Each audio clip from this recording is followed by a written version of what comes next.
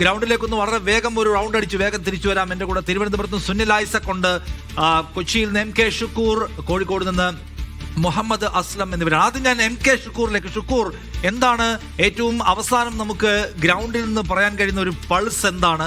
ഓരോ കക്ഷികളും ഈ അവസാനത്തെ മൊമെന്റിലേക്ക് എത്തുമ്പോൾ അവർ വെച്ച് പുലർത്തുന്ന അവരുടെ കണക്കുകൂട്ടൽ, ഞാൻ ആത്മവിശ്വാസത്തെക്കുറിച്ചോ അവകാശവാദത്തെക്കുറിച്ചല്ല ചോദിക്കുന്നത്, അവരുടെ ഒരു കണക്കുകൂട്ടൽ എന്താണ്?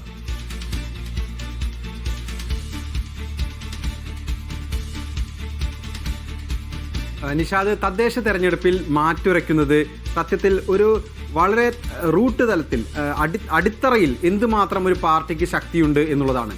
നമുക്കറിയാം, ഇപ്പോൾ സഹകരണ ബാങ്കുകൾ വലിയ ഒരു ശക്തിയാണ് ഇടതുപക്ഷത്തിൻ്റെ. ഈ സഹകരണ ബാങ്കുകൾ വഴിയാണ് ഇപ്പോൾ പെൻഷൻ വിതരണം. അപ്പോൾ സഹകരണ ബാങ്കുകളിൽ ഈ പെൻഷൻ വിതരണം ചെയ്യുന്നത് അടുത്ത തവണ ആരെയാണോ ആ വാർഡിൽ സ്ഥാനാർത്ഥിയാക്കാൻ ഉദ്ദേശിക്കുന്നത് അവരെ കണ്ടുപിടിച്ചാണ് CPM പെൻഷൻ വിതരണത്തിന് ചുമതലപ്പെടുത്തുന്നത്. അവർ 1-2 വർഷം പെൻഷൻ വിതരണം ചെയ്യുന്നു, പിന്നീട് അവിടെ സ്ഥാനാർത്ഥിയാകുന്നു. സ്വാഭാവികമായും പറയുന്നത്, ഇതാ നിങ്ങൾക്ക് പെൻഷൻ കൊണ്ടുവന്ന് തന്ന ആളാണ് കേട്ടോ സ്ഥാനാർത്ഥി. ഈ രീതിയിൽ വളരെ സൂക്ഷ്മമായി തന്നെ ഒരു വലിയ പ്രവർത്തന പദ്ധതി താഴെത്തട്ടിൽ, അതായത് കേരളത്തിൽ 22,000-ഓളം വാർഡുകളിലും ഒരു പദ്ധതിയുണ്ട് CPM-ന്. അങ്ങനെ വളരെ ശാസ്ത്രീയമായി സംഘടിപ്പിച്ച ഒരു പരിപാടിയുടെ ഒരു തുടർച്ച മാത്രമാണ് അവർക്ക് ഇലക്ഷൻ. ആ അർത്ഥത്തിലുള്ള CPM-ന്റെ ഒരു വൻ സന്നാഹത്തോടാണ് UDF ഇത്തവണ അല്ല എല്ലാ തവണയും പോലെ ഏറ്റുമുട്ടാൻ പോകുന്നത്. UDF എന്തുമാത്രം മുന്നൊരുക്കം നടത്തിയിട്ടുണ്ട് എന്നുള്ളൊരു പരിശോധനയായിരിക്കും ഈ തെരഞ്ഞെടുപ്പിൽ പ്രധാനമായി നടക്കുന്നത്. ഈ പൊളിറ്റിക്കൽ നാരറ്റീവും ഈ പൊളിറ്റിക്സ് ഓഫ് പെർഫോമൻസും, ഇത് രണ്ടും തമ്മിലുള്ള ഈ ഏറ്റുമുട്ടൽ എങ്ങനെ നടക്കുമെന്നുള്ള ഒരു പ്രശ്നമുണ്ട്. ഒപ്പം തന്നെ കേരളത്തിൻ്റെ സാമുദായിക രാഷ്ട്രീയത്തിൽ ഉരുത്തിരിഞ്ഞിട്ടുള്ള സംഘർഷങ്ങൾ, ഒപ്പം തന്നെ ഈ വികസനവുമായി ബന്ധപ്പെട്ട കാര്യങ്ങൾ, അങ്ങനെ പലതരത്തിലുള്ള ഡയമെൻഷൻ താഴെ തട്ടിൽ പ്രവർത്തിക്കുന്നുണ്ട്. ഈ സ്ഥാനാർത്ഥിയായിട്ടുള്ള ഈ വ്യക്തിയുടെ സ്വാധീനം, അതുപോലെ തന്നെ ആ പഞ്ചായത്തിൽ നടക്കുന്ന വികസന പ്രവർത്തനങ്ങളുമായി ബന്ധപ്പെട്ട വിവാദങ്ങൾ, അവിടെയുള്ള നേരത്തെയുള്ള നേതാക്കളുടെ അഴിമതി വിഷയങ്ങൾ, അത്തരം കാര്യങ്ങളെല്ലാം ചർച്ച ചെയ്യും.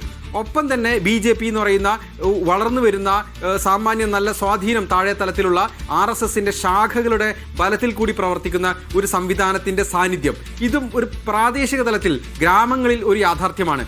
മറ്റൊന്ന് SDP എന്നുള്ള ഒരു സംവിധാനത്തിൻ്റെ വളർച്ച, ഒപ്പം തന്നെ മുസ്ലിം ലീഗിൻ്റെ മലബാറിൽ എങ്കിലും ശക്തമായി നിൽക്കുന്ന സ്വാധീനം, നാട്ടുകാരണവന്മാരെ പോലെ ഒരു പഞ്ചായത്തിനെ തന്നെ അല്ലെങ്കിൽ ഒരു വാർഡിനെ തന്നെ സമഗ്രമായി സ്വാധീനിക്കാൻ ശേഷിയുള്ള മുതലാളിമാർ, അങ്ങനെ ഇപ്പോൾ 2020 പോലെയുള്ള ഒരു പാർട്ടി തന്നെ നടത്തുന്ന മുതലാളി, ആ അർത്ഥത്തിലുള്ള പലതരം സംവിധാനങ്ങൾ, ഘടകങ്ങൾ എല്ലാം പ്രവർത്തിക്കുന്ന ഒരു തെരഞ്ഞെടുപ്പാണ്. അതുകൊണ്ട് സംസ്ഥാന രാഷ്ട്രീയത്തിൻ്റെ ഒരു നേർപരിച്ഛേദം ഇതാ ഈ തെരഞ്ഞെടുപ്പിൽ കാണുന്നു എന്ന് നമുക്ക് പറയുക എന്നുള്ളത് ഏറെക്കുറെ അസാധ്യമാണ്. എന്നാൽ ഇതിനെ ഒരു ആഖ്യാനം സൃഷ്ടിച്ച് അങ്ങനെ മാറ്റിയെടുക്കാൻ LDF-നും UDF-നും ഒക്കെ കഴിഞ്ഞേക്കാം. സത്യത്തിൽ നമ്മുടെ ഗ്രാമങ്ങളിൽ എന്താണ്, ആർക്കാണ് സ്വാധീനം, നമ്മുടെ ഗ്രാമങ്ങളിലെ ജനങ്ങൾ എങ്ങനെ ഓരോ കാര്യങ്ങൾ ചിന്തിക്കുന്നു എന്നതിൻ്റെ ഒരു കൃത്യമായ ഒരു ഫലസൂചനയാണ്. എന്നാൽ അത് ഒരു വിഷയമല്ല. അത് 22,000 വാർഡുണ്ടെങ്കിൽ അത് 22,000 വിഷയങ്ങളാണ് എന്ന് കൂടി നമ്മൾ മനസ്സിലാക്കണം. അതിൻ്റെ കൂടി അടിസ്ഥാനത്തിലായിരിക്കണം തദ്ദേശ തെരഞ്ഞെടുപ്പിൻ്റെ ഫലം വിലയിരുത്താൻ. അങ്ങനെയാണോ നമ്മുടെ പൊതുമണ്ഡലം ഈ ഇലക്ഷനെ വിലയിരുത്തുന്നത് നമുക്ക് സംശയമാണ്. കാരണം പിണറായി വിജയൻ ഈ തെരഞ്ഞെടുപ്പിനെ സമീപിച്ചത് അദ്ദേഹം സൃഷ്ടിച്ച ആഖ്യാനങ്ങളെല്ലാം സാമുദായിക രാഷ്ട്രീയവുമായി കൂടി ബന്ധപ്പെട്ടാണ്. വർഗീയ രാഷ്ട്രീയത്തെക്കുറിച്ച് കൂടി പരാമർശിച്ചും സ്പർശിച്ചും പുതിയ ആഖ്യാനങ്ങൾ സൃഷ്ടിച്ചുമൊക്കെയാണ് അവർ ഈ തെരഞ്ഞെടുപ്പിനെ നേരിടുന്നത്. UDF-നെ സംബന്ധിച്ച് അവർ ശബരിമല സ്വർണ്ണപ്പാളി എന്നുള്ളൊരു വിഷയത്തിലാണ് അവർ കൂടുതൽ കേന്ദ്രീകരിച്ചത്. ഒപ്പം തന്നെ സംസ്ഥാന സർക്കാരിൻ്റെ 5 വർഷത്തെ ഭരണത്തിനെതിരായിട്ടുള്ള ഒരു വികാരം, 10 വർഷത്തെ ഭരണത്തിനെതിരായ ഒരു വികാരം ഈ തെരഞ്ഞെടുപ്പിൽ പ്രതിഫലിക്കും എന്നുള്ളതാണ് അവരുടെ ഒരു ആഖ്യാനം. BJP-യെ സംബന്ധിച്ച് ഈ കേരളം തകർന്നുകൊണ്ടിരിക്കുകയാണ്. മോഡിയുടെ വികസന പദ്ധതികളൊന്നും തന്നെ കേരളത്തിൽ ഫലം കാണുന്നില്ല. അതുകൊണ്ട് ഗവൺമെന്റ് വേണം. അവകാശവാദങ്ങളും ഒക്കെ വെച്ചുകൊണ്ടാണ് വന്നിട്ടുള്ളത്. ഞാൻ ചോദിക്കുന്നത്, ഇതിനകത്ത് ഈ ഷുക്കൂർ, നമുക്ക് ഇപ്പം നിങ്ങളുടെ റീജിയണിൽ പോയ തൃശ്ശൂർ ഒരു പ്രധാനപ്പെട്ട സ്ഥലമാണ്. അവിടുത്തെ കോർപ്പറേഷൻ ഇപ്പോൾ ആര് പിടിക്കാൻ പോകുന്നുള്ള ചോദ്യം അവിടെ ഉണ്ട്. രണ്ടാമത്തേത് നമുക്ക് സുരേഷ് ഗോപി അവിടെ ജയിച്ചതിന് ശേഷമുള്ള വലിയ ഒരു പരീക്ഷയാണ് അവരെ സംബന്ധിച്ചുള്ളത്. അപ്പോൾ തൃശ്ശൂരിൻ്റെ കാര്യം, ആലപ്പുഴയുടെ കാര്യം, കൊച്ചിയുടെ കാര്യം അങ്ങനെയൊക്കെ എടുത്താൽ അവിടെയൊക്കെ ഇവർ ഇപ്പോൾ ഏറ്റവും ഒരു യഥാർത്ഥമായിട്ടുള്ള പ്രതീക്ഷ എന്താണ് ഈ മൊമെന്റിൽ? തൃശ്ശൂരിനെ സംബന്ധിച്ച് അവിടെ ഏറ്റവും ശക്തമായ പാർട്ടി CPM ആണ്. ഗ്രാമീണ തലത്തിൽ അവരുടെ ശക്തി വളരെയധികം പ്രകടവുമാണ്. എന്നാൽ അവരെ പിടിച്ചുലച്ച 1-2 സംഭവങ്ങൾ, ഒന്ന് കരുവന്നൂർ ബാങ്ക് തട്ടിപ്പാണ്. BJP-യുടെ ഈ സുരേഷ് ഗോപിയുടെ നേതൃത്വത്തിലുള്ള ഒരു വലിയ അസേർഷൻ, കഴിഞ്ഞ ഒരു ഉയർപ്പ് കഴിഞ്ഞ ലോക്സഭാ തെരഞ്ഞെടുപ്പിൽ ഉണ്ടായത് CPM-നെ സംബന്ധിച്ച് ഒരു പ്രയാസം സൃഷ്ടിച്ചിട്ടുണ്ട്.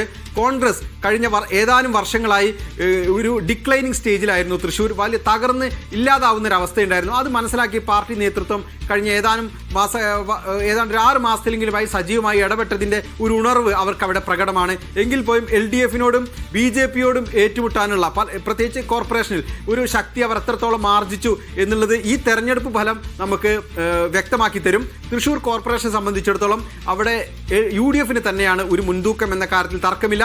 LDF-ഉം UDF-ഉം തമ്മിൽ തന്നെയാണ് അവിടെ മത്സരം. BJP ഒരു സാന്നിധ്യമാണ്. കഴിഞ്ഞ തവണ അവർക്ക് ഉണ്ടായിരുന്ന 6 സീറ്റ് എന്തായാലും 1-2 സീറ്റ് അല്പം വർദ്ധിപ്പിച്ചേക്കാമെന്നതിനപ്പുറം വലിയ ഒരു മുന്നേറ്റം BJP നടത്താനുള്ള സാധ്യത അവിടെ കാണുന്നില്ല. എന്നാൽ കൊടുങ്ങല്ലൂർ നഗരസഭ അങ്ങനെയല്ല. അവിടെ BJP ഭരണത്തിന് തൊട്ടടുത്താണ്.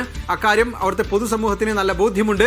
ആ അർത്ഥത്തിൽ അവിടെ ഒരു പൗരസമൂഹത്തിന്റെ ഒരു വർഗീയതയ്ക്കെതിരായ ഒരു മുന്നേറ്റം എന്ന രീതിയിലുള്ള ഒരു മൂവ്മെന്റ് ഉണ്ടാക്കി മാധ്യമപ്രവർത്തകൻ മാധവൻകുട്ടി അടക്കമുള്ള ആളുകൾ സജീവമായി പോലും ഇടപെടുന്ന രീതിയിലുള്ള ഒരു മാറ്റം കൊടുങ്ങല്ലൂരിലുണ്ട്. അങ്ങനെയെങ്കിൽ കൊടുങ്ങല്ലൂർ ഈ തെരഞ്ഞെടുപ്പിലെ ശ്രദ്ധാകേന്ദ്രമായ ഒരു ഫലം വരാൻ പോകുന്ന സ്ഥലമാണ്. മറ്റൊന്ന് കുന്നംകുളം നഗരസഭയാണ്.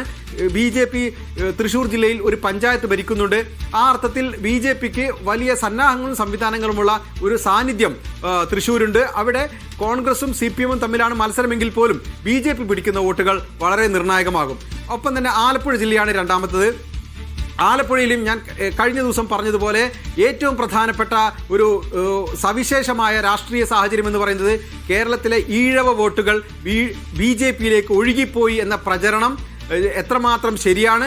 അത് കഴിഞ്ഞ ലോക്സഭാ തെരഞ്ഞെടുപ്പിന് ശേഷവും ഈഴവ വോട്ടർമാരുടെ ആഭിമുഖ്യം BJP-യോട് അതുപോലെ തുടരുന്നുണ്ടോ എന്ന ചോദ്യത്തിനുള്ള ഉത്തരം വെള്ളാപ്പള്ളി നടേശന്റെ നിലപാടുകൾ എത്രത്തോളം ഈഴവ വോട്ടർമാരെ ഇടതുപക്ഷത്തോട് അടുപ്പിച്ചു തുടങ്ങിയ കാര്യങ്ങളെല്ലാം തന്നെ അതിനെല്ലാം തന്നെ ഉത്തരം നൽകുന്ന ഒരു തെരഞ്ഞെടുപ്പായിരിക്കും ആലപ്പുഴയിലേത്. മധ്യകേരളം